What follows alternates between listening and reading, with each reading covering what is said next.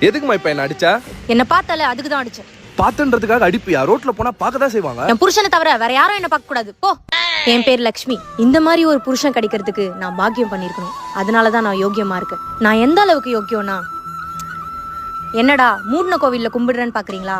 ஏன்னா உள்ள இருக்க கடவுள் ஆண். அவரை கூட பார்க்க கூடாதுன்ற அளவுக்கு யோக்கியம்னா. ஹலோ, சொல்லுமா.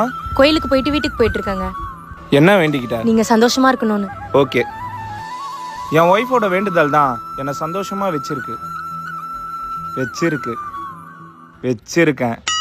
ஏமா சந்தோஷ ராணி வா.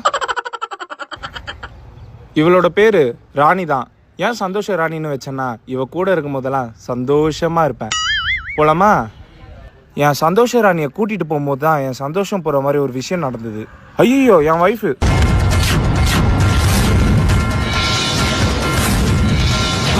ஒரு பொட்ட புள்ள என்ன அடிச்சிட்டல, இன்னும் விட மாட்டேன்டி.